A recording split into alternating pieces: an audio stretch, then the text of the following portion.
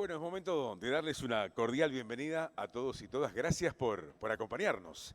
Bienvenidos aquí al Salón de Actos de la ANEP, que nos recibe precisamente para desarrollar este conversatorio sobre la vinculación entre la memoria y educación formal, debate sobre el papel que puede desempeñar el sistema educativo en la construcción y preservación de la memoria, marco conceptual y políticas públicas educativas. Ante todo, felicitar a la Dirección de Derechos Humanos a cargo de Nilia Vizcardi, estimada Nilia, y a todo el equipo técnico por desarrollar este encuentro sin duda de particular importancia, y agradecer también que se sume en la apertura al presidente de la ANEP, Pablo Cayani, que nos va a acompañar algunos minutos porque también tiene otras actividades en la tarde. Así que a todos gracias por estar. Celsa Puente, directora del INED, gracias por acompañarnos también. El consejero Julián Mazzone, que está por allí.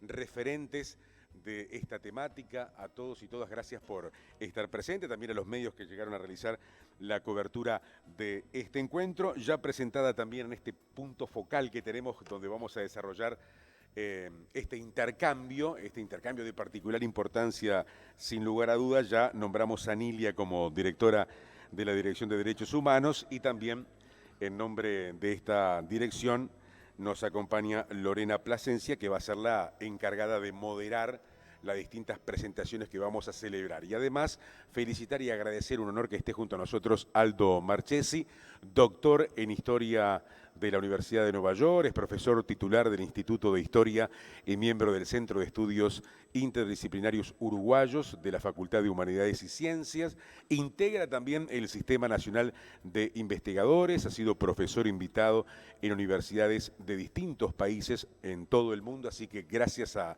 Aldo Marchesi por estar junto a nosotros y acompañarnos en esta instancia, lo mismo que a Jerónimo Sena como referente estudiantil y Lilian Celiberti, maestra y activista feminista. Vamos a comenzar.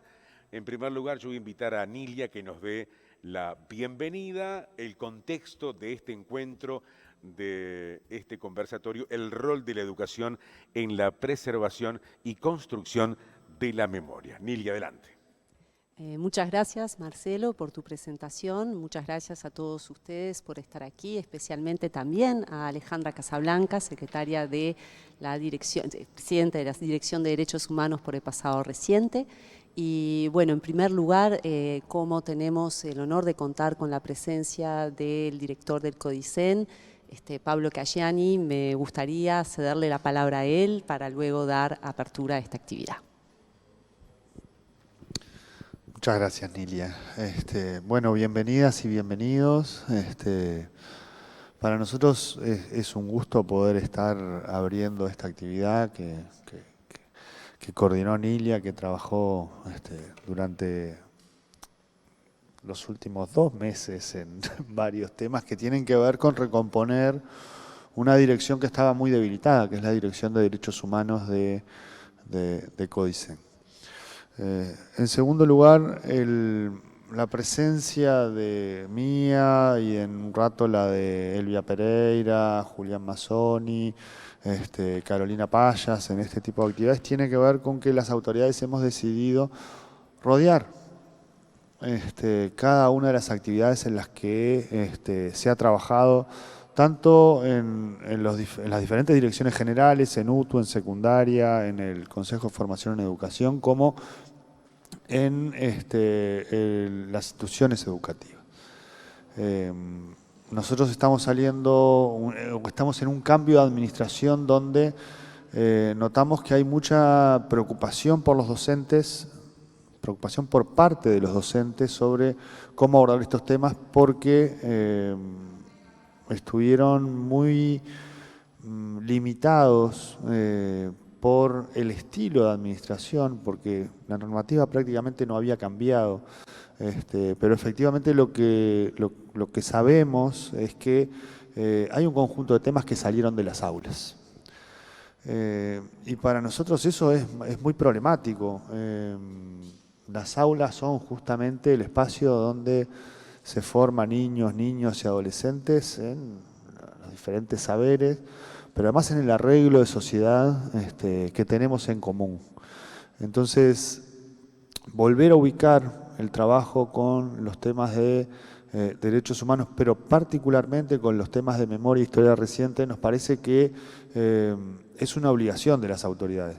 Estaríamos incumpliendo tanto con los principios que se definen en la educación nacional, como con el marco legal que tiene el país, como con las propias resoluciones que tiene esta administración y no fueron derogadas.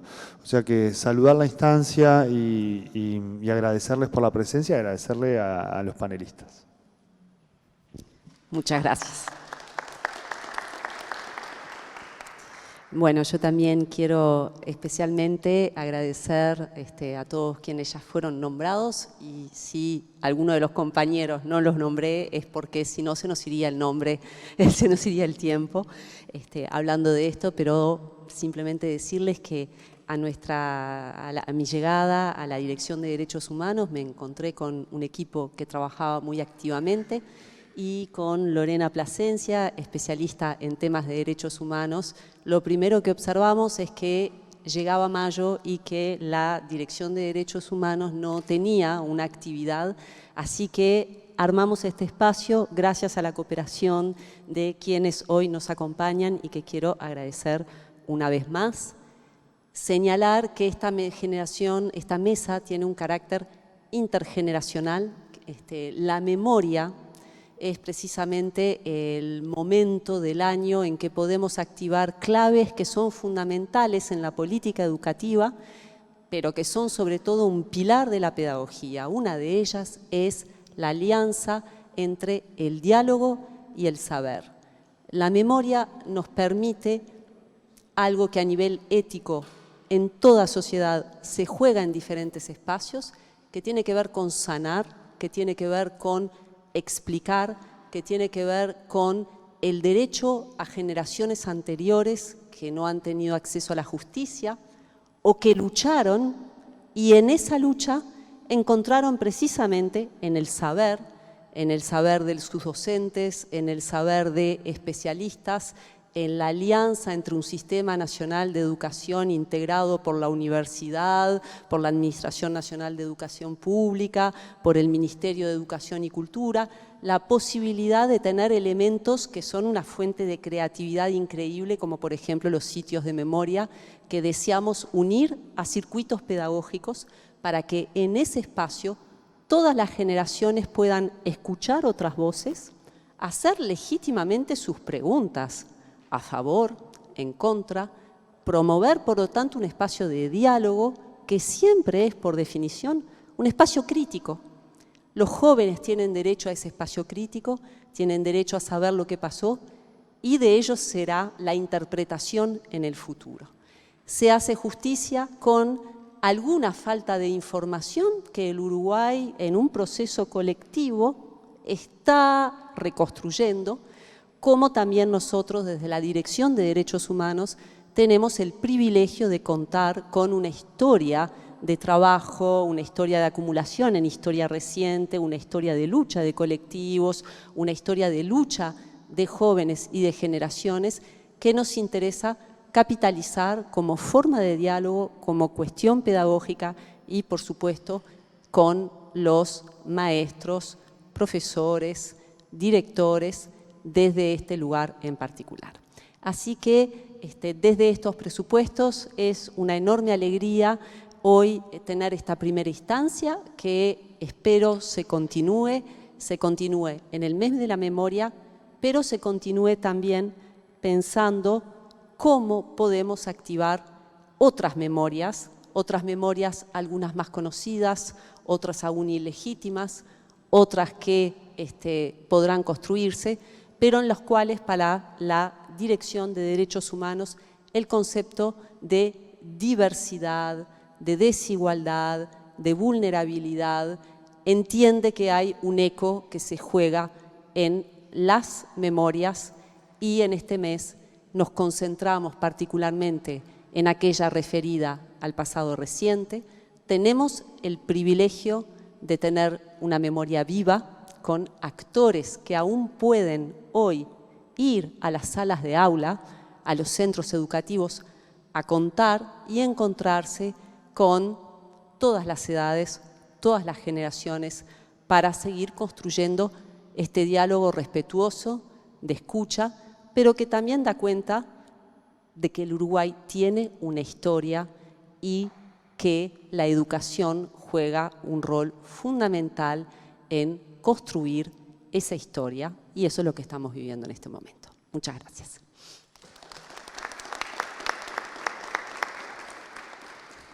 Bueno, vamos a invitar a Lorena ahora, que va a presentar, por supuesto, ya al comienzo de este encuentro, ya los mencionamos, pero para desarrollar entonces este intercambio aquí en la mesa. Lore.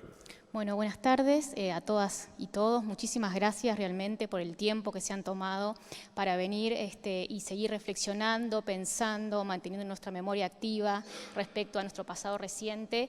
Así que realmente muchísimas gracias a todas las personas que están hoy presentes, a las autoridades. Nuevamente reiteramos nuestro gran agradecimiento por el apoyo que nos están demostrando con su presencia hoy.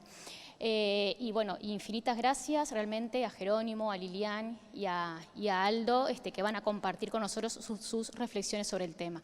La idea que nos propusimos es realmente hacer como una mesa de diálogo que sea muy amigable, que fluyan determinadas reflexiones, ideas, aportes de los participantes y de Lilian, respecto a tres premisas, a tres grandes ideas que estuvimos construyendo con Nilia, con la directora, y nos vamos a dar entonces, le vamos a dar un espacio de tiempo a cada una de los expositores para que nos den justamente sus ideas y reflexiones respecto a los mismos. Y al final los vamos a invitar a que en unos minutos puedan compartir sus ideas finales, o si de repente quieren comentar algo que otro de sus colegas expositores mencionó, que puedan hacerlo. Bueno, entonces, si les parece, bueno, en la pantalla, si funciona, ahí está, podemos ver la primera de las premisas que pensamos plantearles para que ellos puedan darnos sus impresiones. Lo primero es, bueno, como una idea central, ¿no? ¿Cuál es la importancia de la participación de la educación formal en la preservación y en la construcción de la memoria? ¿No? Sin duda, las políticas educativas contribuyen a la preservación y a la construcción como una herramienta para garantizar el goce efectivo de los derechos humanos, y son parte justamente de los principios democráticos que constituyen nuestro Estado de Derecho. Entonces, si les parece, damos estos minutos de reflexión a cada uno de acá los colegas. Podemos comenzar con Aldo, ¿te parece? Bien. Ahí hay un micrófono. Perfecto. Gracias. No sé cómo se prende esto. Creo que está prendido. Hola. Ah, no, la acabo de apagar. Hola, ahora sí está prendido, perdón. ¿Se me escucha? Bien. Bueno, primero agradecer. A mí siempre, yo fui profesor de historia, soy profesor de historia, pero no ejerzo, fui profesor de historia durante todo el siglo XX, no, digo, en mi historia de vida, después terminé en la Facultad de Humanidades y me dediqué más al trabajo académico, pero siempre me interesa pensar las relaciones entre el pasado que nosotros investigamos y cómo ese pasado se discute a nivel social, y creo que la educación es un lugar por excelencia donde eso está en cuestión. Entonces, agradecer la oportunidad para charlar sobre estos temas.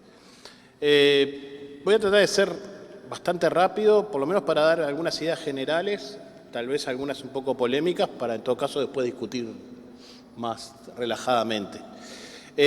Lo primero, distinguir esta distinción que hacemos en la historia, se hace entre memorias e historia, digamos. La historia es como el relato más disciplinario que hacen los académicos, los que investigan ese tipo de cosas, y las memorias son procesos sociales, ¿no? Que nos trascienden claramente a todos.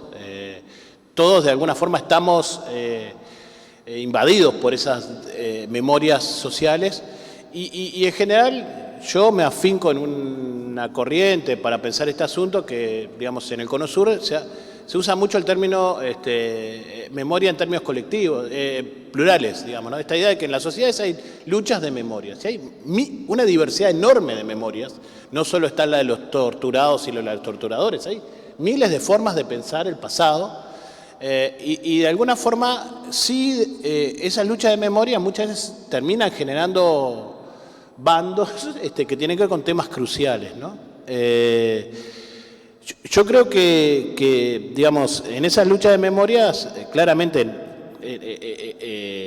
el tema de los derechos humanos, la lucha contra el autoritarismo, es de alguna forma lo que condensa una serie de procesos sociales de los últimos 40 años que han tenido mucha potencialidad para la sociedad uruguaya. En 2 o 3 sentidos. Primero, porque efectivamente esas luchas que buscaban recordar el pasado también fueron importantes para frenar el autoritarismo político, o sea, para evitar, esto es algo que pocas veces se piensa, pero si no hubiera sido por los movimientos de derechos humanos, tal vez los militares hoy estarían en una situación mucho más prestigiosa de la que todavía están, digamos. Digamos, hay un trabajo de construcción democrática en la sociedad uruguaya, pero en todo el Cono Sur, que en realidad es responsabilidad de los movimientos de derechos humanos, que fueron los que activamente estuvieron planteando la idea de que efectivamente había habido un pasado autoritario y que era necesario recordarlo. Segundo, y también de denunciar los intentos de autoritarismo estatal, ¿no? Cada vez que hay una amenaza de represión, de control, acá, perdón por señalarte, pero digo, siempre usar el pasado es una herramienta útil, ¿no? Es decir, bueno, este tipo de políticas de control no se pueden hacer porque estamos en democracia, ¿no? En ese sentido, ha tenido un gran poder democratizador el movimiento de derechos humanos. Y lo segundo también porque el propio concepto de derechos humanos habilitó a que otros empezaran a pensar el problema de los derechos humanos.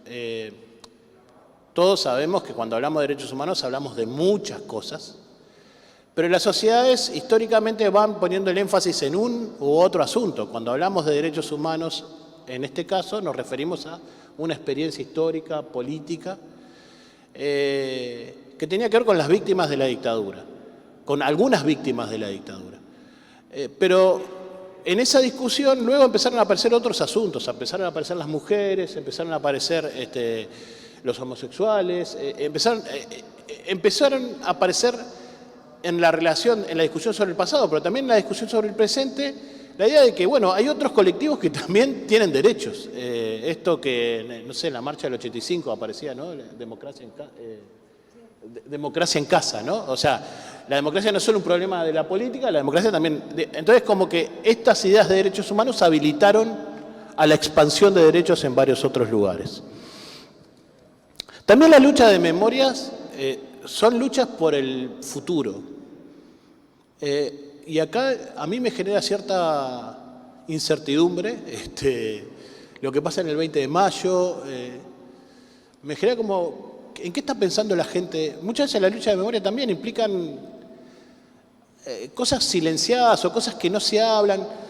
Hay muchos asuntos que tienen que ver con aquella experiencia de los 60, cómo se piensa esa experiencia de los 60, cómo se piensa el futuro, qué lugar tienen esas experiencias de luchas en el presente y en el futuro. Hay como cosas que están en el aire, pero que son sentidos relativamente ambiguos. Lo último sobre esto, que simplemente lo quería mencionar, me parece que en esta construcción de una memoria del movimiento de derechos humanos hay 2 cosas que son muy importantes y que son útiles para pensar asuntos contemporáneos. Uno sí es una memoria de denuncia de violaciones cometidas por el Estado, de denuncia de la violencia estatal. Lo segundo también es una historia de acción colectiva, que me parece central. O sea, no es solo una memoria de las víctimas. Son víctimas, pero a la vez fueron actores que lucharon para hacer cosas. Y me parece que eso también es una cosa que hay que... sobre cuál es el rol de la educación en eso, yo creo que la educación tiene que estar abierta a esos debates, incorporar esos debates en las disciplinas, en el caso de secundaria, incorporar esos debates en las disciplinas que los puedan incorporar, generar un espacio de amabilidad para que los estudiantes puedan incorporar esos debates, un poco lo que decía Pablo recién, bueno, es cambiar esos estilos, digamos, hacer unos estilos más amables, generar un espacio de debate libre, pero eso se puede dar en la clase de historia, en la clase de arte, en la clase de ciencias sociales, en cívica, no sé, en cualquier disciplina. Cada uno tiene su propio matiz. Y para terminar quería plantear como ciertos riesgos que también existen en cómo pensamos estos temas. Yo creo que un riesgo a nivel educativo es el riesgo de la polarización. Podría decir partidización, pero me pareció que era más claro polarización. Yo creo que polarización para mí, o como lo estoy planteando acá, es muy diferente a conflicto. Yo creo que hay que reconocer el conflicto de estos debates. A nivel de secundaria tienen que estar todas las voces de los gurises, todo lo que piensan los gurises tiene que estar dicho y tienen que hablar. Y ninguno es torturador. O sea, son gurises que tienen 15, 16 años. O sea, no. Pero si quieren decir que los militares estuvieron perfectos, tiene que haber un debate donde todos puedan hablar. Y el debate básicamente se tiene que articular con la verdad y la mentira, digamos. Ahí hay como ejes claros que articulan el debate. Pero reconocer que se pueden sacar múltiples experiencias de esa experiencia histórica, ¿no? Eso a mí me parece... Hay un documental de Patricio Guzmán que se llama La memoria obstinada, que muestra a estudiantes de colegios de la clase alta santiaguina, viendo la batalla de Chile y después reflexionando sobre qué hicieron sus padres, y generan, pero es legítimo, digamos, esas contradicciones, esas ambigüedades, la discusión tiene que ser lo más abierta posible y porque la educación como proceso, es un proceso que siempre es un proceso abierto, ¿no? Entonces me parece que ese es un tema, tratar de cancelar voces a nivel educativo, no, en todo caso sí, digamos, esto de la verdad y la mentira creo que en estos procesos es relevante. Hay datos, los muertos hablan, los presos hablan, los asesinados por la guerrilla hablan, perdón, y digo dos cosas más. Segundo, capaz que 2 minutos más. Segundo, un riesgo también es el conflicto generacional. Un riesgo no estar atento al conflicto generacional, un poco lo decía Nilia. Yo creo que es totalmente legítimo que cada generación reconstruya estos procesos a partir de su propia mirada. El otro día cuando estaba en la marcha me preguntaba, la consigna de esta marcha está brava, porque sepan cumplir. Y si no cumplen, ¿qué pasa? Y este proceso es un proceso que cumplan, digamos, es como un proceso que va mucho más allá de la agenda política y se seguirá conmemorando en diferentes maneras, ¿no? Entonces, pero me parece que ahí son los jóvenes también que van reconstruyendo formas de pensar ese pasado y me parece que también hay que dar mucho espacio a esas nuevas formas. Y lo tercero, y con esto termino y tal vez sea lo más polémico, me parece que una memoria que habla sobre el pasado reciente, sobre los derechos humanos, no puede nunca establecer un hiato, una división enorme entre pasado y presente para hablar de los derechos humanos. No se puede estar hablando de los presos de libertad de la década de los 70 y no hablar de los presos de libertad hoy, ¿no? O sea, vivimos en una sociedad claramente democrática en lo político, pero una sociedad con niveles de violencia estatal enormes. Enormes. Yo creo que esto es como que en Uruguay, hay veces que me parece que estoy más preocupado por el presente que por el pasado. Es gravísimo lo que pasa en Uruguay. Nosotros tenemos 16.000 presos y tenemos una tasa de crecimiento de 1.000 por año. Seguramente en el sistema educativo esto repercute muchísimo, porque aparte en un contexto de infantilización de la pobreza, donde la mayoría de esos presos son pobres y están vinculados al ámbito educativo. Y a mí hay veces que me genera mucho ruido este tipo de narrativas que lo que dicen es, vivíamos en una sociedad terrible, pasamos experiencias espantosas, historias trágicas y ahora vivimos en una sociedad donde no vivimos historias trágicas. Yo creo que hay que reconstituir esas historias trágicas del presente y conectarlas con aquello. De alguna forma, primero en su condición de víctima y también en la experiencia de aquello puede servir para mejorar esta situación también, en términos de acción colectiva, en términos de organización, de cambios en relación a esto. Y dejo por acá. Gracias, Sara. Gracias.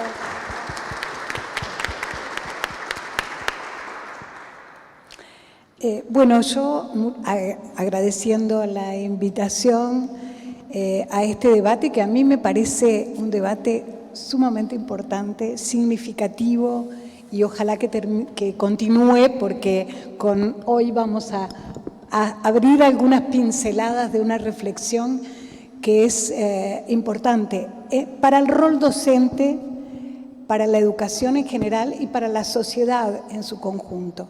Yo voy a empezar, pensé justamente por el último punto que planteaba Aldo, porque una de las cosas que pensaba era cómo nos enfrentamos a una tremenda paradoja, que es la que constituye lo que la sociedad, el sentido común de la sociedad democrática le pide a la educación y la realidad.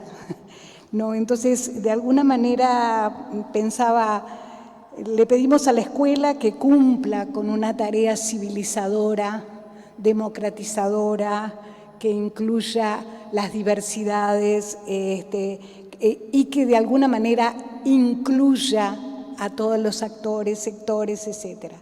Mientras el mundo exterior está plagado de exclusiones y desigualdades.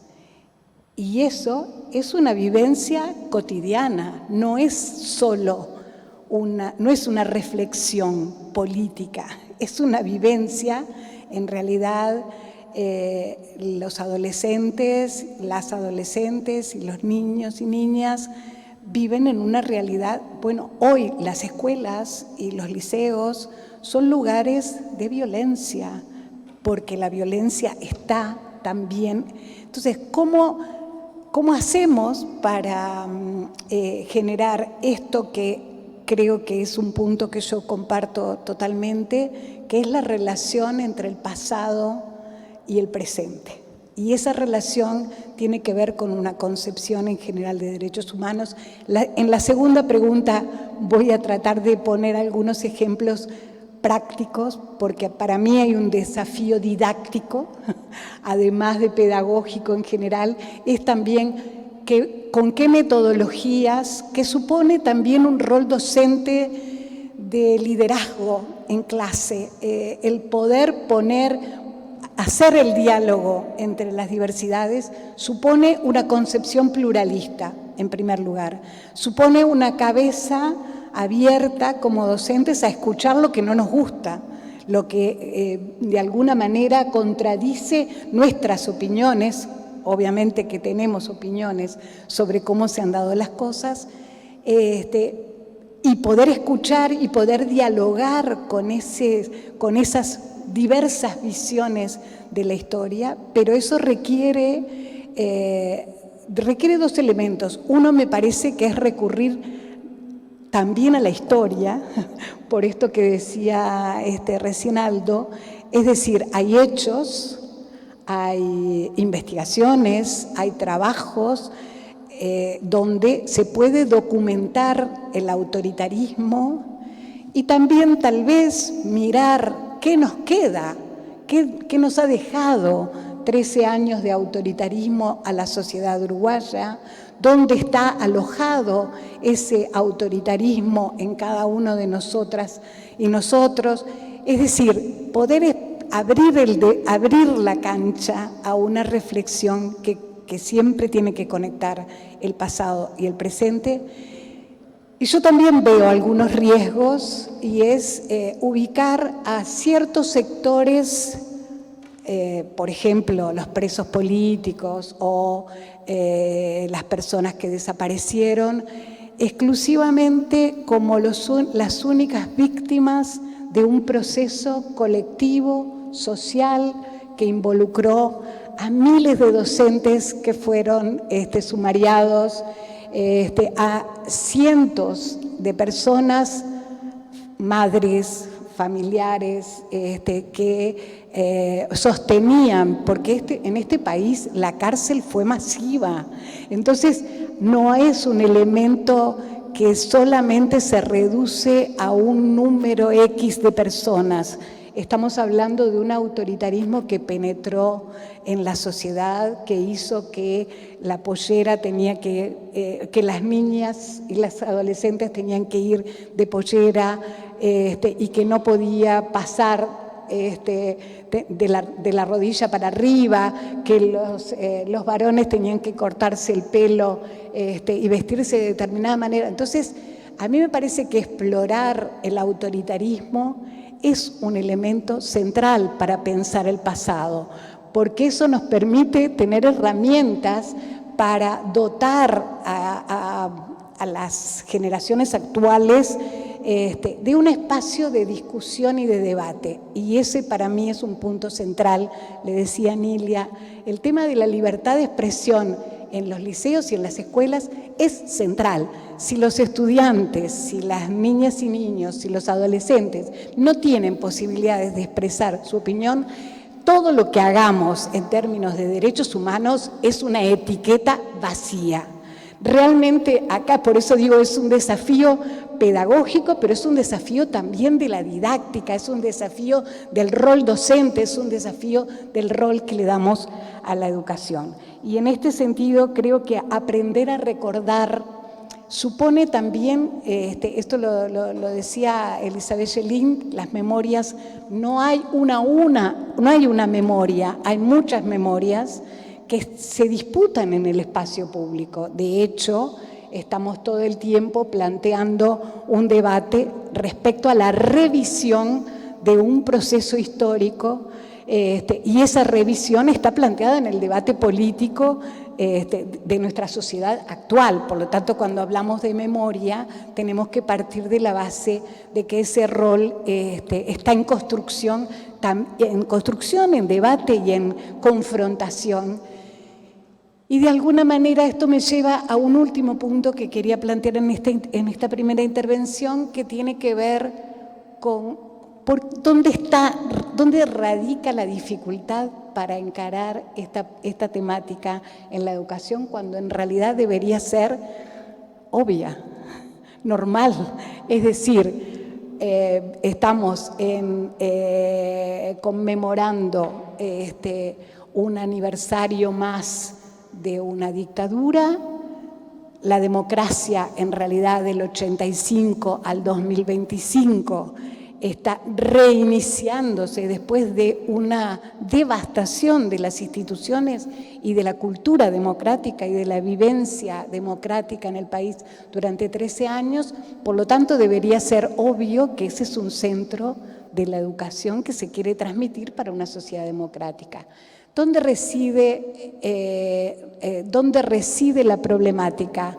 Reside en que no es un tema consensual y por lo tanto es necesario que los docentes asuman una postura pedagógica que permita encarar este tema con fortaleza, con liderazgo y fundamentalmente con pluralidad y abriendo las posibilidades a un diálogo realmente fecundo. Me parece que ese sería como un tema principal para esta primera pregunta. Gracias.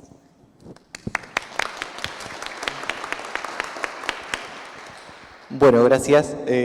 Ya perdí la costumbre ante tanta gente, les quiero decir que estoy nervioso, pero bueno. Quiero agradecer primero que nada la invitación, porque para los que más me conocen saben que el último quinquenio de mi vida, es decir, muchos años para mí, o por lo menos los más significativos, estuvieron marcados por control, como decía Aldo, ¿viste? Esta es una experiencia linda para estar en ANEP. Antes para mí ANEP significaba cosas muy negativas, pero bueno, siempre con ganas de cambiar esos pensamientos negativos de la gente, que tampoco hay que estigmatizar tanto. Bueno, la educación tiene un rol más que fundamental. Yo creo que cuando vos pensás en educación, pensás en un pibe de 16 años, pensás en una escuela, pensás en un auto, en un liceo, y quizás no pensás que los adultos también precisan ser educados para justamente ser protagonistas de ese rol de enseñanza. Yo creo que mantener la memoria viva es un hecho político. Actualmente, ¿qué no es un hecho político? quizás interfiere ahí la idea de que si vos pensás en la memoria, sos defensor de los derechos humanos, sos de tal partido, por no decir Frente Amplio, y quizás no es así, quizás no es así.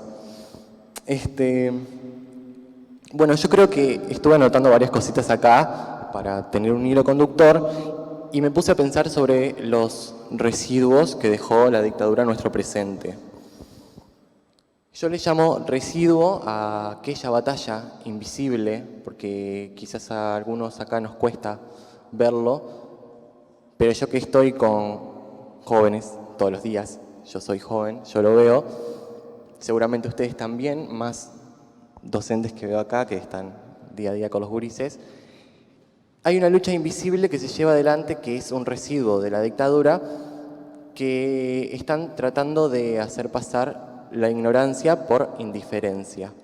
Como yo decía al inicio, al ser la memoria un hecho meramente político, y no sé, de números no tengo idea, pero seguramente la tasa de indiferencia política en jóvenes debe ser muy alta, se está tratando de hacerla confundir la ignorancia con la indiferencia. Yo creo que esa lucha invisible que se lleva adelante es lo que nosotros tenemos que cambiar para poder seguir manteniendo esa memoria viva, desde las aulas y mismo en las calles. Y no es lo mismo que yo, como un ser humano cualquiera, vaya a una institución, hable de la memoria, a que en el marco curricular esté la palabra memoria, derechos humanos, preservación de la memoria, etcétera. No es lo mismo porque la educación formal siempre le da otro peso. El dato mata relato, eso es indiscutible. Y yo creo que muchos acá estamos de acuerdo y queremos que así suceda, y exigimos, mejor dicho, que se vuelva a instaurar el término terrorismo de Estado en la currícula. Yo creo que no solamente es un intento de generar ignorancia a las futuras generaciones, y es un intento de tratar de borrar la memoria, tratar de borrar la historia, de hecho, también. Y no lo podemos permitir. Después, el conocimiento que te genera hablar sobre la memoria, porque no es que la memoria es solamente hablar de derechos humanos, hablar de la dictadura. Memoria es reconocer la discriminación que se vive hoy en día. Memoria es pararnos a pensar en el presente con una mirada que integre todos esos aspectos políticos, culturales, sociales, morales. Es reconocer esas imposiciones que se nos ponen día a día, no solo a los jóvenes, sino también a la gente grande. Y me gustaría instaurar un término acá, que yo siempre lo hablo en todos lados, porque me encanta, que es la memoria aprendida.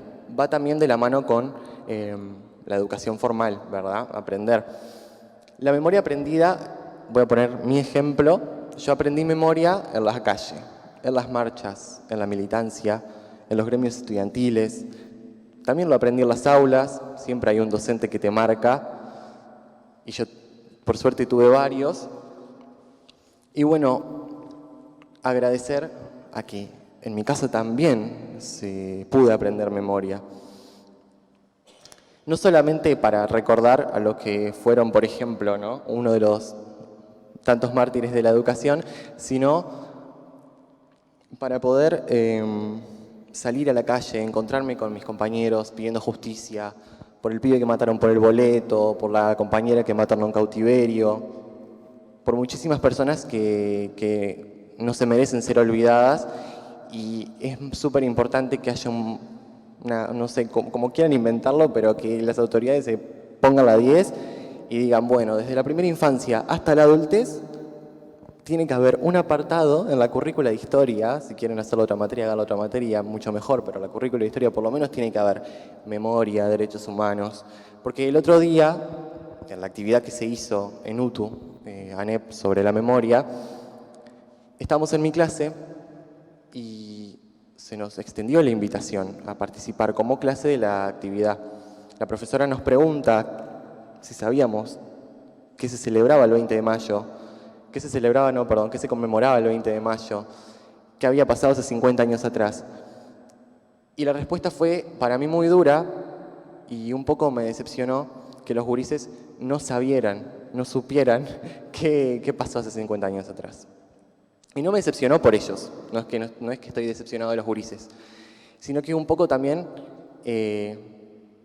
está mal, pero me decepciono de mí, que yo que me siento un portavoz de la memoria, que muchos acá somos portavoces de la memoria, nos sentimos con la culpa de que los gurises actualmente no sepan qué pasó exactamente. Por eso es importante que quizás uno dice, bueno, eliminaron el término terrorismo de Estado, ¿qué le vamos a hacer? No, es importante porque es la forma que tiene el Estado de reconocer y mínimo, muy mínimo, reparar a las víctimas. Y bueno, como decían acá los compañeros, que las víctimas no fueron solamente los torturados, sino muchísima gente más. Una de las formas de aprender memoria no es solamente en las aulas, sino hablar con gente que vivieron en otras épocas, tener estos intercambios intergeneracionales que son súper importantes y, bueno, también desde una perspectiva que avale al respeto, ¿no? Que sea respetuosa, que sea seria y sobre todo que reconozca las cosas que sucedieron. Es cierto que quizás los jóvenes mucho no se interesan de repente en venir a una charla el día de hoy con estas características, pero también se puede apuntar desde la gente que tiene los recursos, desde los organismos que tienen los recursos, a poder adaptar la memoria y el aprendizaje de la memoria a la cotidianeidad de la juventud. Y para finalizar,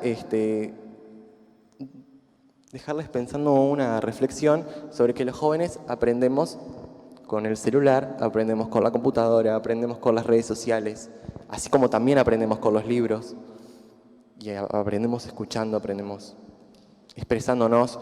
La cultura, el arte, que después voy a estar ahondando en eso, también son formas de expresión. La memoria no es un contenido cerrado, yo creo que es una discusión abierta y que va a seguir abierta mientras la mantengamos viva. Nada más.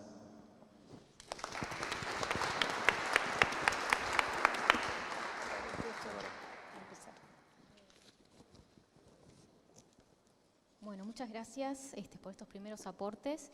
Si les parece, entonces pasamos a la segunda de las ideas, que tiene que ver con en qué aspectos, qué temas debería hacerse foco en la enseñanza a la hora de trabajar esta temática en los centros educativos, sobre todo pensando, ¿no?, en la mirada actual de nuestros jóvenes, de los y las estudiantes, y también pensando en visibilizar las historias de algunos colectivos específicos. Entonces, Lilian, te invitamos a empezar.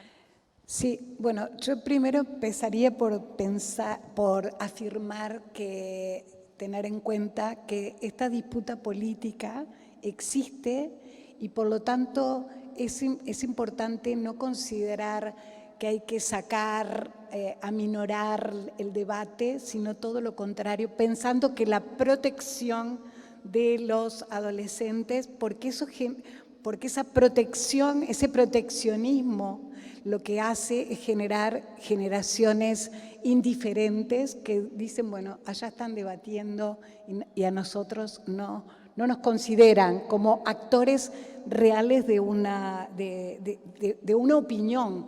Puede ser muy controvertida, puede ser diferente, pero una opinión. Y me parece que eso es parte de estrategias que están presentes en nuestros mundos educativos plurales. Ahora, ¿en qué hacer foco? Yo creo que es necesario partir de los intereses y por lo tanto buscar formas de explorar cuáles son los temas que realmente les importa y romper todos los tabúes, porque en realidad la educación está llena de lugares de los que no se puede hablar y esos tabús generan esas distancias entre generaciones y sobre todo esas distancias entre adolescentes y docentes estoy pensando básicamente en el desafío a nivel secundario, que es una etapa muy significativa. Bueno, Nilia ha hecho muchas investigaciones al respecto, pero creo que en el mundo adulto tenemos estereotipos sobre las niñeces, sobre las adolescencias, y trabajamos con esos estereotipos haciendo caso omiso de las realidades que tenemos allí adelante. Por lo tanto, yo había pensado tres verbos que me resultaban interesantes para pensar esto. No tanto definir qué temas, sino pensar en cómo desatar el diálogo, la consulta, los intereses, las inquietudes, rompiendo el miedo a omitir opinión, porque ese es un punto central que existe. Hay miedo, porque en definitiva venimos también de un periodo disciplinario. Bueno, acá tenemos justamente a uno de los actores, a uno de un liceo, pero también están los profesores sancionados en otros liceos. Entonces ha habido una política disciplinaria del silencio y de la sujeción de la opinión política en el sentido amplio, no partidario, de la docencia, y estos temas son todos políticos, y esa me parece que también es una cosa a asumir.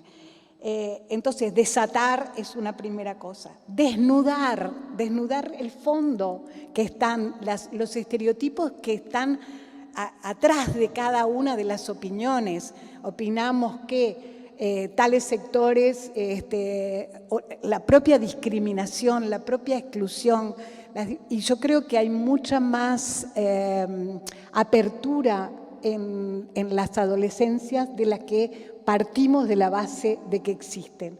Entonces, ese diálogo es mucho más franco. Siempre recuerdo la investigación que hizo Silvana Darré sobre la sexualidad en niñas y niños de escuelas primarias, y uno diría, ¿dónde estaban las autoridades docentes para negar la educación sexual en niños y niñas que lo tienen presente cotidianamente?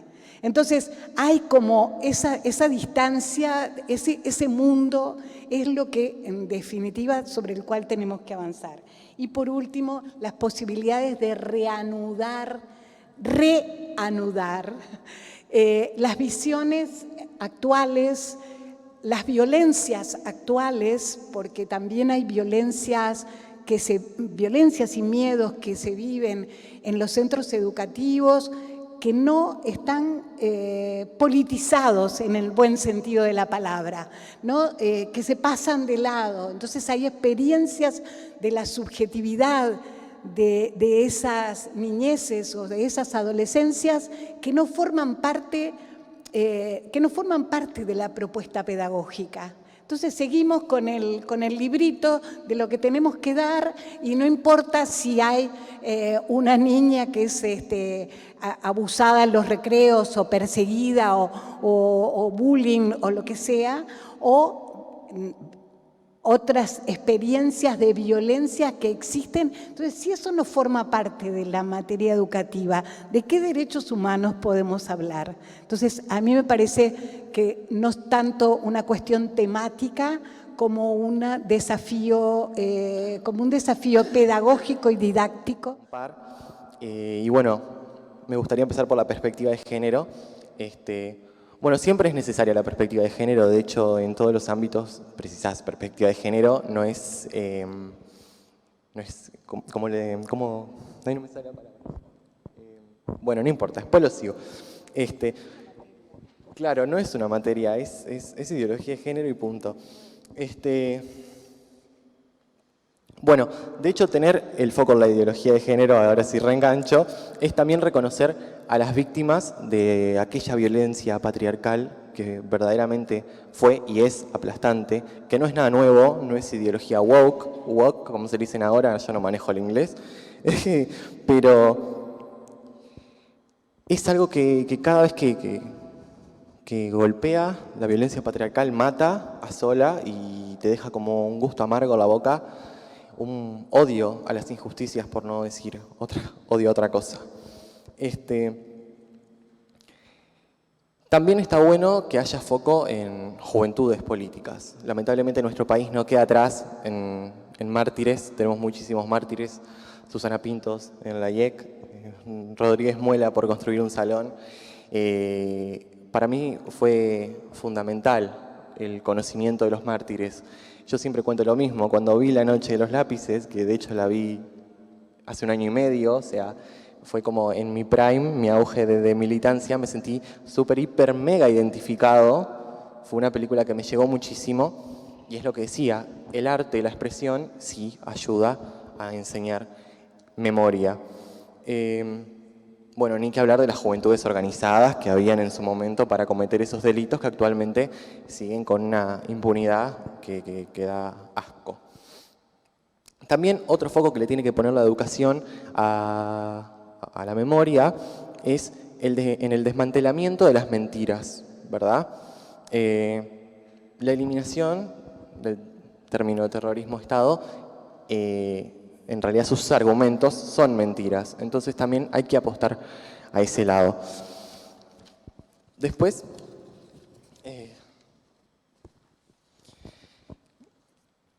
la participación es muy importante. Yo también lo voy a hablar después, pero me gustaría tocarlo un poquito ahora. Tenemos que pensar cómo cambia nuestra forma de recordar lo que sucedió, en nuestro caso, cómo cambia nuestra forma de aprender lo que sucedió cuando lo tenés en formatos diferentes. Cuando en vez de tenerlo en una currícula, lo tenés en un video, lo tenés en un posteo de Instagram. Yo creo que eso es algo que nos merece la reflexión porque es un abordaje tecnológico, vamos a decirle, ¿no? Un abordaje social desde el lugar que tenemos hoy en día para aportar a esa socialización. Y bueno, siento que sí se puede, que ANEP sí es capaz de volver a la educación que teníamos antes, incluso seguir construyendo una muchísima mejor, con una participación docente, porque yo siempre escucho, y es súper importante, la participación docente. Quizás un estudiante que sí quiere participar, que todo el tiempo se tenga en cuenta la participación docente, está perfecto, pero también queremos escuchar por parte de las autoridades que se quiere participación estudiantil, que los gurises quieren participar. Y yo, siendo hoy seguramente portavoz de muchas voces jóvenes, digo que sí queremos participar, que ya estamos para moldear el futuro con nuestras manos, desde perspectiva de género, de memoria, de derechos humanos, de lo que sea. Estamos acá para cambiar lo que sería nuestro presente, que no nos está gustando, y justamente terminar con un futuro muchísimo mejor. No quiere decir que se arma un boicot joven y se reemplazan a todas las personas mayores de 30, no, por supuesto que no. Solo quiere decir que estamos para trabajar en conjunto. Y nada, eso.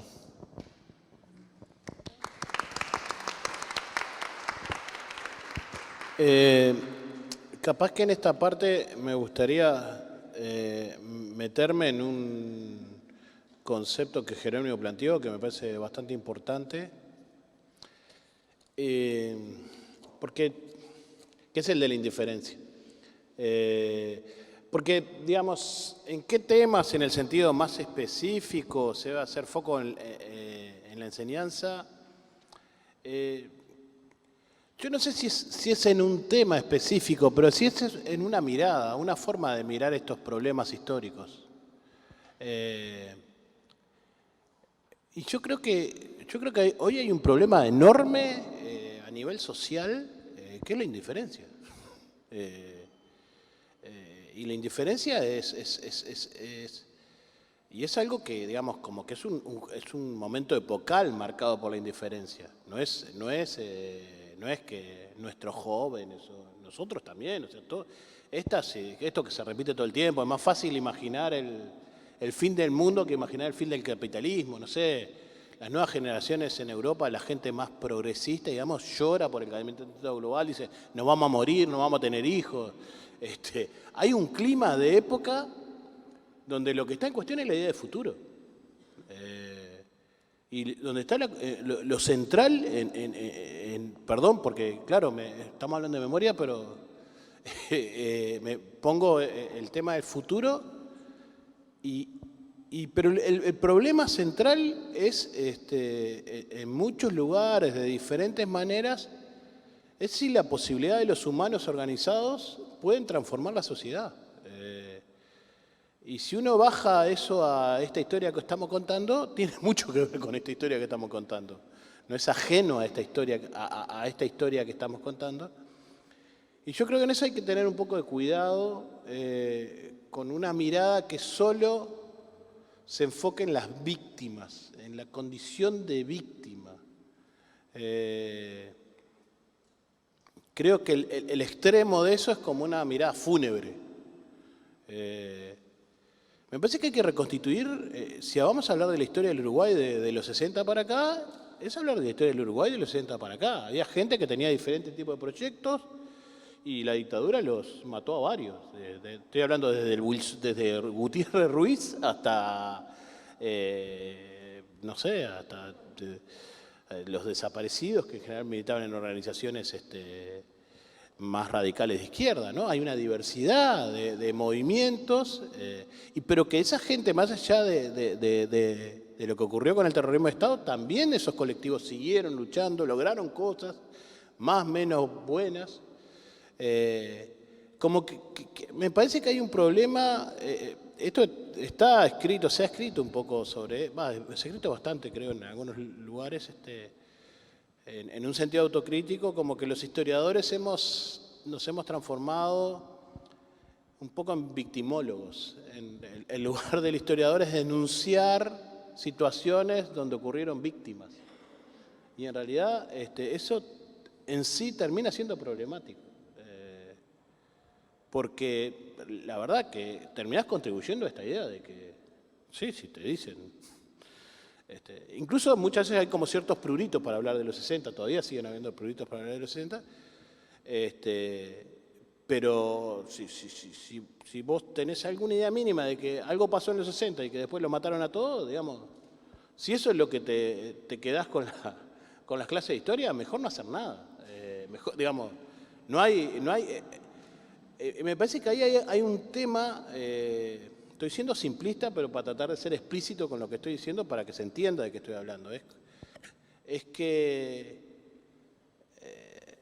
durante mucho tiempo se hablaba de cuál era el lugar social de la historia. Y bueno, el lugar de la historia era un taller, había una frase de un historiador que decía, es un laboratorio para el cambio social, es aprender de las experiencias pasadas para construir sociedades nuevas. Y un poco también esto tiene que ser eso, digamos, tiene que ser una herramienta para pensar el cambio social, para pensar cómo se construyen sociedades más democráticas. No sé, hay algo ahí que a mí no me termina de cerrar, que yo a veces veo y creo que termina siendo problemático, porque es cierto que hay un camino que es como ampliar la noción de víctima, que está muy bien, nadie lo discute, ¿no? En muchos sentidos. Por ejemplo, en relación al terrorismo de Estado, en el siglo XXI fundamentalmente se fue ampliando, empezaron a aparecer colectivos que decían nosotros también fuimos víctimas y eso,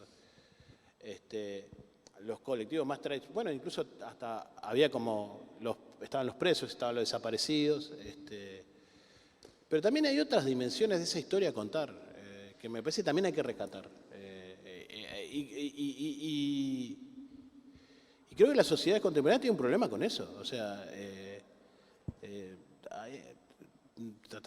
no sé, hay algo de letos del placer de la acción colectiva.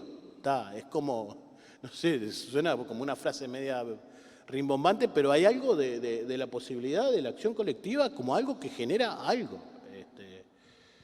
Y en realidad en la historia de la humanidad la acción colectiva es central. Y en la historia de la modernidad la acción colectiva es central. Y Y hoy eso es como muy difícil de explicarlo. Y esto que decía Jerónimo de la indiferencia, hay veces que es una indiferencia, hay veces que es una indiferencia con ignorancia y hay veces que no es con ignorancia, lo cual es más trágico todavía. Yo cuando hablo con adolescentes muchas veces está la idea de esta, sí, estamos yendo a una sociedad que es una mierda, que no hay camino de solución y hay una narrativa muy presente en eso, ¿no? Entonces, hay como incluso mucha gente tiene un respeto enorme a toda la experiencia de estos movimientos, pero cuando ven el futuro es como un futuro que no... y yo creo que ahí hay algo de cómo por lo menos en la materia que es la que a mí más me interesa, pero creo que es una cuestión más educativa también, es cómo reconstruir la idea de que las sociedades democráticas se hacen con la participación de la gente, se hacen con la gente logrando cambiar algo, o sea que eso es parte de la democracia. Creo que todo esto tiene muchísimo, esta sensación de que no hay futuro tiene muchísimo que ver con el ascenso de las extremas derechas, no es que las extremas derechas surjan, las extremas derechas proponen un futuro, y eso delirante, pero es un futuro. Milei en Argentina proponía el futuro del mercado, el futuro hasta a los sectores más pobres, le decía, usted va a tener trabajo, usted, bueno, tal, no sé cuánto tiempo le va a durar esa ilusión que construyó, pero lo que hoy es, creo que hay un problema con cómo desde la educación se puede contribuir a una idea sobre lo colectivo y la idea de que pueden haber futuros mejores que el presente. Y creo que de esta experiencia también se pueden tomar cosas en esa dirección. De alguna forma que no sea solo una historia trágica, sino que sea una historia que tenga cierta épica, es la única forma que se me ocurre. O que no sea solo una historia de víctimas, sino que también sea una historia de actores. Bien. Bien, nada más.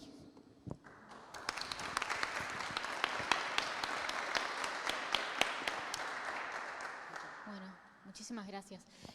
Si les parece entonces, les invitamos a reflexionar sobre la última de las premisas, que es cómo visualizan ustedes la participación de estudiantes en el diseño de estrategias y herramientas para trabajar la memoria. Gracias. Bueno, me encanta esta pregunta, me encanta, yo la preparé. Bueno, hay varias estrategias. Yo voy a ir leyendo los títulos porque yo me los voy a olvidar y para mí son súper importantes. Más para el lado formativo, creo que es importante que se empiecen a implementar diferentes cursos en diferentes niveles de enseñanza sobre justamente derechos humanos y la preservación de la memoria. Después, hay varias formas de expresar esas cosas. Puede ser desde el arte. Una de las cosas que nosotros como estudiantes organizados siempre hacemos es pintar murales, hacer algún cine debate, que sabemos perfectamente que generalmente somos los mismos que vamos a todos lados, pero tenemos la iniciativa de que esos temas se den a conocer. Pero insisto, no es lo mismo que nosotros como simples mortales convoquemos un conversatorio a que venga ANEP como subsistema y diga, bueno, te convoco en este liceo, en esta UTO, en esta institución, cierto conversatorio y tal. Después, en fin, cultura. Yo creo que la cultura es uno de los espacios más amplios y creativos al momento de enseñar la memoria. ¿Por qué? Porque quizás es la manera más amigable para ciertas personas y más accesible para justamente la preservación de la misma. Bueno, como venía diciendo hace un rato, las redes y la tecnología, acá esto es un mundo aparte. Las redes sociales son un mundo aparte, es la forma en la que nos comunicamos. Y bueno, la actividad de redes tiene que ser constante y siempre enfocando desde el lado del respeto y bueno, nada, cosas obvias. Hay una página que para mí que se debería instaurar mucho más para justamente ganar puntos en todo lo que es el tema de la cercanía y la empatía, que es la página de sitios de memoria, por ejemplo. Seguramente haya páginas varias sobre esos temas, que quizás puede usarse también como material de estudio, porque es una página súper completa, que tiene mucha preparación detrás. Después, organizar, por ejemplo, yo una vez fui a un recorrido que organizaba, ya no me acuerdo quién, sobre los mártires estudiantiles. Fue un momento muy lindo para pararme a reflexionar de que pasé 1000 veces por la casa de Susana Pintos, que pasé 1000 veces por la IEC, que pasé 1000 veces por todos lados. Y me genera cierta conciencia y cierta reflexión pasar por esos lados y replantearme las cosas que sucedieron. Y bueno, en fin, estaría bueno que se puedan sentir así muchas personas más. Y volviendo un poco también a lo que decía antes, sobre los jóvenes que queremos moldear nuestro futuro, si algún día las autoridades o cualquier persona se siente estancado, se siente que no puede pensar, cuenten con los jóvenes, que vamos a ser de gran ayuda. Después, creo que es súper importante que la educación retome el vínculo con las organizaciones de derechos humanos que se perdieron o que se eliminaron, mejor dicho. Estaría muy bueno también que se apunte al lado de la investigación, a la colección de archivo, a, bueno, justamente tratar de cierto modo, no solamente enseñar la memoria, sino también conservarla para las futuras generaciones, tener material de estudio. Después, la digitalización de esos archivos también es primordial porque, bueno, no voy a ponerme a repetir, ya lo sabemos. Después, estaría muy bueno también que haya espacios en los cuales se participe con organizaciones juveniles que velen por los derechos humanos, ya sea nacional o internacionalmente. Y, bueno, justamente como hoy, más encuentros intergeneracionales para que los jóvenes no solamente podamos dar nuestro punto de vista, sino también escuchar a gente que también sabe al respecto desde otra perspectiva. Y nada, para cerrar este punto, me gustaría solamente compartir una reflexión que la tengo acá escrita y la voy a leer, que es: conocer lo que vivieron nuestros abuelos en dictadura nos permite valorar las libertades que tenemos ahora y entender por qué ciertos derechos no se pueden dar por garantizados. Y nada, siento que sobre memoria tenemos un montón que reflexionar y la reflexión nunca es rebeldía, sino todo lo contrario. Y nada más.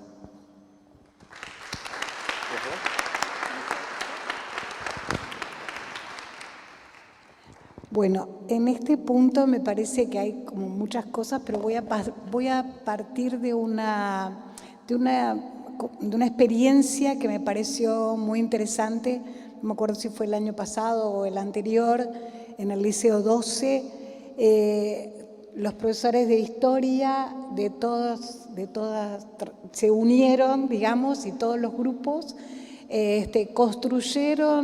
reconstruyeron los 80, pero desde el punto de vista de múltiples historias. La historia de la música, la censura y la violación de la censura. Porque yo también estoy de acuerdo en que no se trata, y en general la verdad es que no me gusta mucho cuando hablamos de héroes o hablamos de víctimas, heroicizando a esas víctimas. Me parece que no es por ese lado. Me parece que los lugares de construcción de la resistencia colectiva que hace, como hay montones de anécdotas que creo que a todas las personas nos gusta escuchar de las murgas cuando presentaban las letras y en realidad colocaban algunas formas para pasar la censura, y me parece que esas son algunas de las formas colectivas. Bueno, al final se hizo una mesa, ellos los grupos trabajaron, investigaron, seleccionaron qué historias querían escuchar, y por ejemplo, a mí me invitaron porque querían hablar sobre los temas de género y querían hablar, y justamente a mí me parece que si hay una historia de la dictadura es la resistencia de las mujeres, las madres llevando los paquetes, sosteniendo, buscando a sus hijos, violando de alguna manera las reglas de la imposición estatal terrorista. A mí me parece que esas son historias de la vida, y en esto creo que Úrsula K. Le Guin sería una lectura para promover en literatura, porque realmente ella reivindica no la historia del héroe, sino las historias de la vida, como parte de su literatura de ciencia ficción, ¿no? Y habla de la ciencia ficción justamente cuestionando a la ciencia, ¿no? A la ciencia hegemónica. Entonces, me parece que hay que poner la desobediencia sobre la mesa, la desobediencia intelectual, la desobediencia incluso de las historias y narrativas con las cuales construimos nuestra memoria, la memoria de mi generación, ¿no? Que está hecha de unos pedazos de memoria que son válidos porque son las cosas que vivimos, pero hay otras historias. Entonces, esa me pareció una experiencia pedagógica interesante porque supone buscar, investigar, hacerse preguntas y dialogar sobre esas preguntas, porque en realidad en la mesa eran unas preguntas que habían sido preparadas por cada uno de los grupos a quienes estábamos allí y que eran de esos sectores, de los sectores de la música, de los sectores intelectuales. Ese me parece que es un elemento importante. Y la acción colectiva, yo concuerdo con lo que dice Aldo, pero también pienso en la cantidad enorme de jóvenes, al menos en Montevideo, que se reúnen 3 veces o 2 veces por semana para hacer una murga que va a actuar una vez y con suerte, si son de los 4 seleccionados, 2 veces en el Teatro de Verano. Entonces, me parece que muchas veces no miramos las energías disponibles que están ahí, las vemos, se reúnen, construyen su música, sus letras, sus espectáculos, sus trajes, entonces, ¿cuánta de esa energía podría estar también en los centros educativos? ¿Cuánta de esa energía podría generar formas de participación diferentes que no están dadas solo por lo que llamamos política, restringido, digamos, algunos espacios y algunas temáticas? Entonces, me parece que esos son como puntos importantes para trabajar en la construcción de las épocas, incluso generando diálogos intergeneracionales con abuelas, abuelos que existan, pero también mirando qué consumíamos, cómo consumíamos, qué cosas nuevas hay ahora o no hay, porque mucho ha cambiado también de las formas de vida, ¿no? entre esa generación y la actual. Entonces, no sé, a mí me parece, por eso decía que hay como algunos desafíos pedagógicos que pueden ser colocados centralmente para buscar formas de abordaje que no sean pasar un testimonial, si alguien lo quiere hacer, por supuesto, que también hacerlo, no a la censura de ningún tipo, de ninguna naturaleza, pero sí a habilitar otras búsquedas que tienen que partir de la propia participación de los estudiantes, es decir, buscar cuáles son los intereses, qué cosas les gustaría saber de ese pasado, del pasado de sus abuelos, de sus abuelas, de cómo vivieron y traer esas experiencias en la construcción colectiva. Y me parece que por ahí es donde más enfocaría. No sé si hay experiencias, hay muchas películas, hay muchas formas de emocionarse en la acción colectiva de otros países, de otras realidades, de otros contextos, y en realidad el generar las posibilidades de la emoción compartida es también un elemento central para conectar con experiencias que realmente se estén viviendo, ¿no? y que realmente estén angustiando, porque yo creo también que somos una sociedad con muchas patologías colectivas que empiezan por esta tensión y contradicción de que salimos a la calle y vemos cientos de personas viviendo en la calle en invierno. Y eso es innegable, que la indiferencia también tiene que ver con eso, porque tenemos que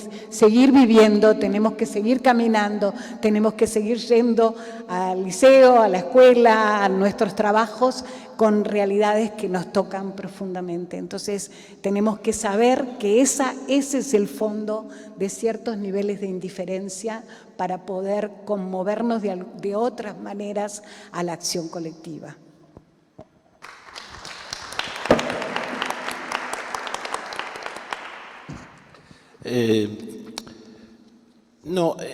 Esta es la que más me cuesta a mí, porque como que yo abandoné mi condición de profesor y estoy ya en la condición de viejo choto, digamos, de hablar de los jóvenes y criticarlos, pero como en plan padre y ese tipo de cosas, no leen ese tipo de cosas.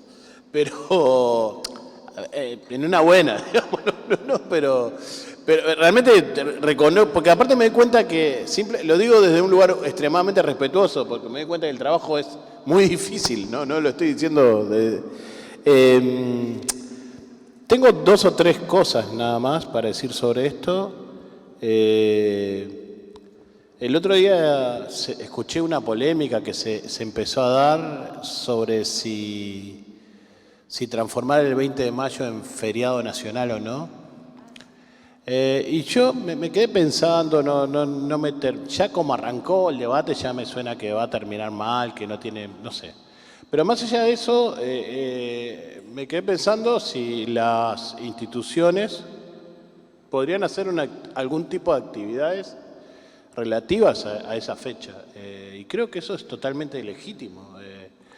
Y que ojalá sean mejores que las que se hacen relativas al 18 de mayo o a otras fechas patrias. Pero, digamos, pensar eso me parece que podría ser algo interesante en términos, mejores en el sentido de que no sean un tipo dando un discurso, hablando, pero que sean un espacio, que se genere un espacio de reflexión sobre esto. Lo segundo es algo más específico sobre la historia reciente. Yo no tengo claro a esta altura, porque está toda esta discusión sobre el terrorismo de Estado, si terrorismo de Estado sí, terrorismo de Estado no. Creo que claramente el término terrorismo de Estado es una categoría totalmente adecuada para pensar la dictadura, pero no tengo claro hasta cuándo cuándo termina el programa de historia. Yo creo que eso es un asunto a reconsiderar, porque en realidad hay muchos fenómenos que tienen que ver con la dictadura y lo que pasó después. Y no solo la dictadura y los derechos humanos, sino la dictadura y transformaciones sociales, transformaciones culturales, transformaciones económicas, que creo que eso también, uno de los grandes temas en la discusión incluso pública es pensar la dictadura, pensar qué dejó la dictadura, y no es solo autoritarismo, digamos, son miles de cosas. Yo qué sé, no sé, cultura del consumo. Todo el primer shopping se abrió al final de la dictadura, ¿no? Y uno podría trazar cómo se transformaron nuestros sentidos del consumo en estos últimos 30 años. Y vaya si uno se pone un poco más profundo, si eso no tiene que ver con transformaciones enormes en los barrios de Montevideo, en la sociedad montevideana. Entonces, creo que eso es un tema, repensar la currícula y pensar cuándo termina. Y después, esto que Lilian lo dijo también, como ampliar, pluralizar, creo que a través de ese tipo de investigaciones me parece que es ultra importante. Y también muchas veces es habilitar esos diálogos familiares que muchas veces se dan en esto, ¿no? Es alucinante cuando uno ve de todo tipo, desde de gente que capaz que alguna vez fue preso, y a mí me pasó en mi misma familia, me pasó que mi hijo entrevistó a su abuelo y el abuelo le dijo cosas que nadie en la familia sabía. Y eso es como, esas cosas que son interesantes porque también tocan fibras que tienen que ver con la vida, o sea, que es una de las cosas más importantes en la educación, que uno sienta que lo que está estudiando en ese lugar que se llama liceo tiene que ver con tu vida, ¿no? Entonces me parece que... Y después, y acá entro en el plan viejo choto, el tema de lo digital para mí hay que pensarlo. Yo creo que hay una dimensión que sí, que claramente hay que incorporarlo, pero también hay que empezar a tener una mirada más crítica de lo digital. Y creo que porque creo que ahí efectivamente hay un problema enorme en la sociedad contemporánea. Y bueno, digamos, hoy tenemos una de las principales redes sociales controlada por un líder de la extrema derecha global, que obviamente hace los algoritmos en relación a... articula sus algoritmos en relación a las informaciones que le interesan en relación a su programa ideológico. O sea, no sé por qué una institución pública tendría que poner posteos en esa red, ¿no? A lo que hoy es, ojo con el mundo digital, está todo bien. Creo que hay que empezar a verlo con una mirada crítica y también es un debate necesario con el mundo adolescente, porque hay miles de cosas a discutir. Digo, supongo que eso lo deben estar hablando por 20 lados, porque no es solo el problema ese, hay miles de asuntos, pero no sé, me parece que ahí hay un tema también interesante, porque bueno, varios de los discursos negacionistas en materia de dictadura y derechos humanos han circulado a través de las redes. En Argentina eso ha tenido un rol fundamental. Otra cosa, han habido transformaciones enormes en la idea de las redes sociales. Hace 10 años nosotros pensamos, la gente se escribía, ¿no? Que era la nueva esfera pública, que era el lugar donde... el nuevo espacio de democratización social, donde todo el mundo iba a discutir, donde todo el mundo iba... Y terminó siendo un nido de ratas, por lo menos X, ¿no?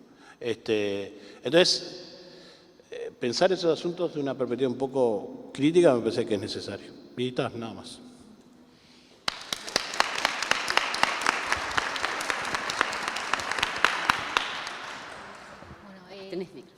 Bueno, muchísimas gracias. O sea, estaba pensando en qué importante es y cómo aprendemos tanto abriendo nuestras puertas a la academia, a quienes han dado su vida a la lucha, a la defensa por los derechos humanos y escuchando a nuestros jóvenes, ¿no? O sea, y haciéndolos partícipes del hoy, no solamente pensando en el futuro, sino hoy convocándoles a escuchar y a construir en conjunto. Así que realmente fue increíble todas las ideas y reflexiones que ustedes nos dieron.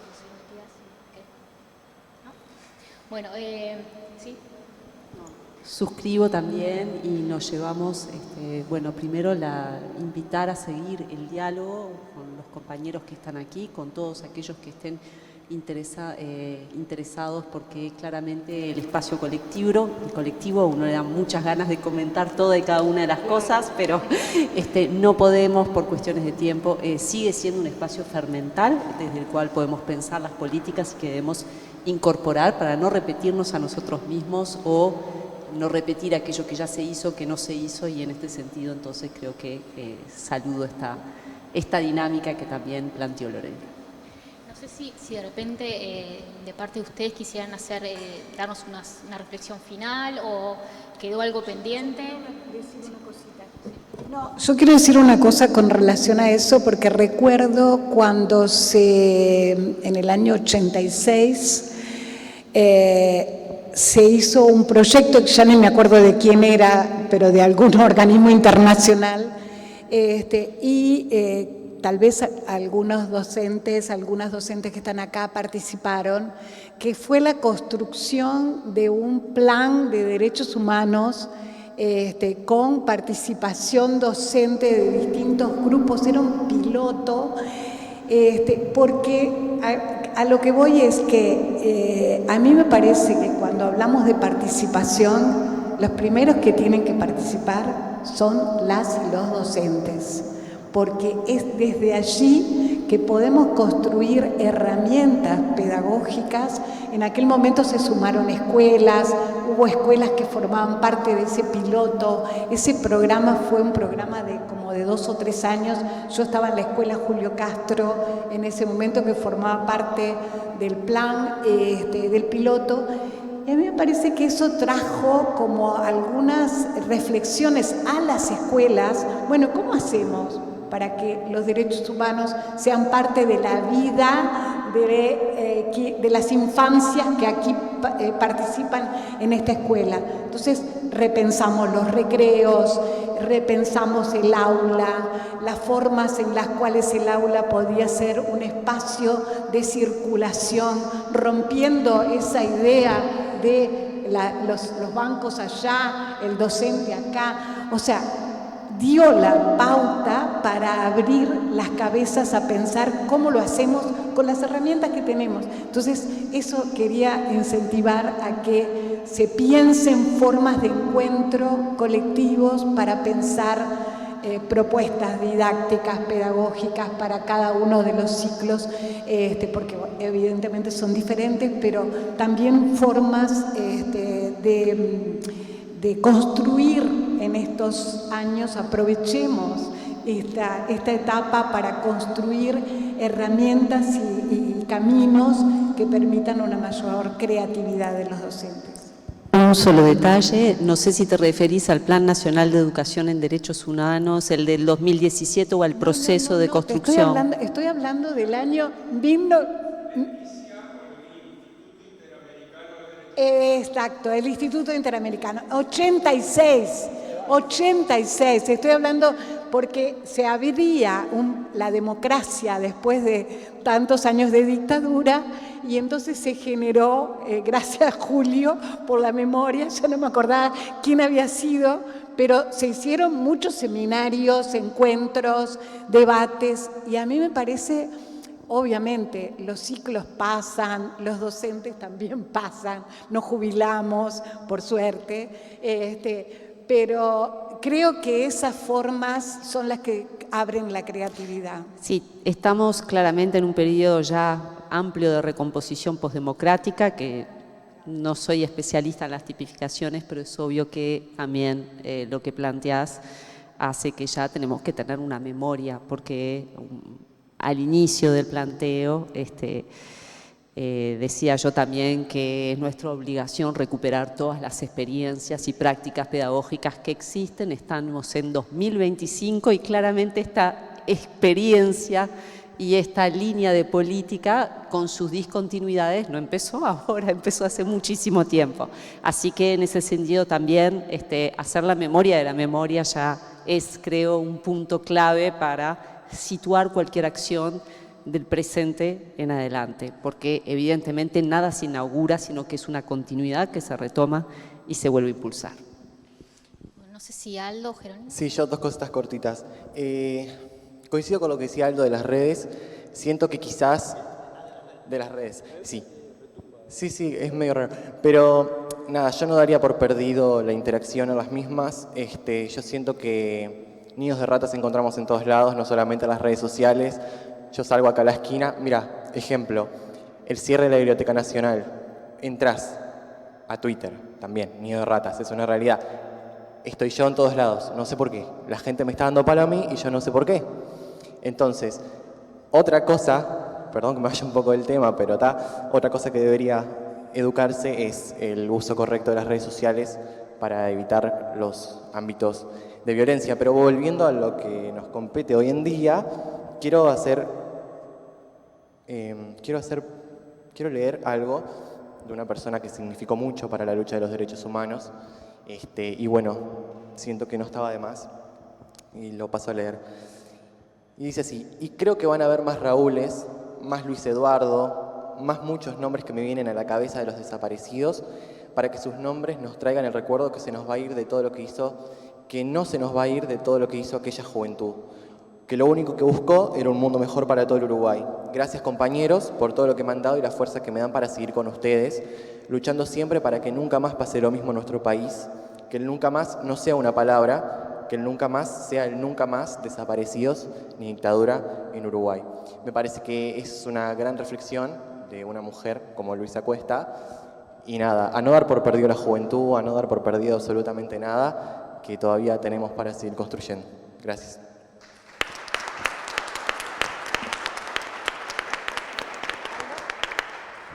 Aldo, no sé si quieres comentar algo de cierre, ¿no? ¿Estamos? Bueno. Emilia, ¿cerramos? Bueno, muchísimas gracias a todas y todos. Un millón de gracias a quienes se expusieron y bueno, les invitamos a seguir trabajando también a partir de todas estas reflexiones, aportes, ideas, a que bueno, todo el mundo podamos seguir trabajando por la construcción y la preservación de memoria. Muchas gracias.